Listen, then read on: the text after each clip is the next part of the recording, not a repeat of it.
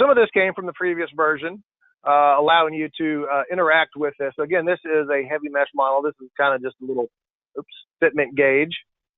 So we have all our tessellated surfaces. I ran this in our printer and was just looking at saving some time, and there was really no reason for this material at the top other than the number, which I could put at a lower face. So I saved myself about 5 hours of print time by getting rid of some of these material. Because this was initially made for, obviously, a subtractive process. It is a billet of aluminum, and they cut away the material they don't want. And, of course, to save time, just leave what you don't want to cut away. Here, again, we're just additive process for our 3D printer, so allowing us to interact with it. So I can come over here, and I can actually get some surfaces. So if I want to specifically work with some regions, I can come over here, and let's go ahead and just paint that entire surface. I don't really have to paint the entire surface, but I typically do. So just kind of dragging that around and getting that filled in. There we go, and accepting that.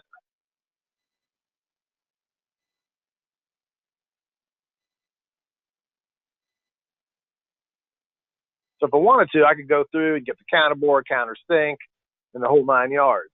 All right. So I can actually now come and turn that into a piece of geometry. So I can say, you know what, let's turn that into something specific. Right now it's set to be a plane, but you know what? That is a cylinder. So I'm going to go ahead and run that on there and turn that into a cylinder. And you'll see what it does here. There we go.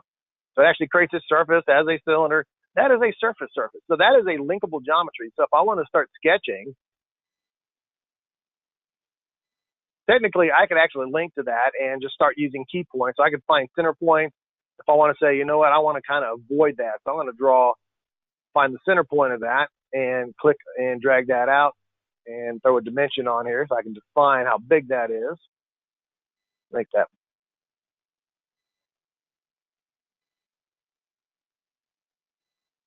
All right, I drew that on the bottom face, which is kind of a problem. I want to draw that on the top face. I just kind of want to show you that we can't link to that. But I don't have anything on this top to consider a face. So if I want to sketch something on this face, you notice I can lock to coordinate systems. I can actually interact with that surface, but there is no surfaces up here. I can run it automatic. So I would actually automatically create some regions. Let's just run it on this one. It shouldn't take too long. So now it's going to go through and compute and look at all these faces, find things that are round, things that are flat or planar, etc., and allow me to actually create surfaces on them.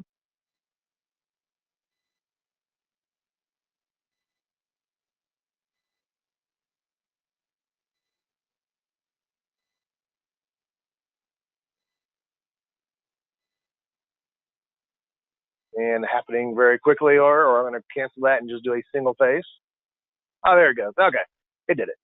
So the individual regions now, I have the purple, the yellow are planar faces. The purple are more curved faces. Obviously, you can see they're non-linear kind of curvature to them. So I'm happy with that.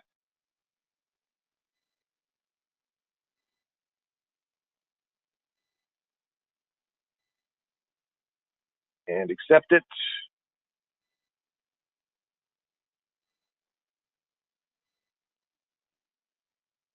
There we go. So now as I hover over, now you notice I get these kind of feature cutouts, so I can actually link to that. And if I wanted to now just start drawing around the geometry on that face, creating my regions to cut away the geometry that I didn't want. So now I'm drawing on that face, and there's my regions. If I wanted to do extrude and just start picking chains and start cutting away geometry, let's just do that. Oops, I want to subtract. I could add that too if I wanted to, or I could actually just cut away that geometry a bit. I want to go down into it. Come on. See, as I said, it's a little slower because I'm working with a mesh body instead of a solid body. I think I drug above it. I did. But anyway, I could just cut that away using that sketch, and again, I'm manipulating that sketch body or the mesh body. So being able to turn that into something I can actually work with and 3D prints ends up looking something. Sorry. Ends up looking like something like that, which again saved me multiple hours of print time by getting just rid of that couple faces using reverse engineering. So that's kind of what it was originally set up for. But you know, being able to manipulate STLs and merge things together, very useful.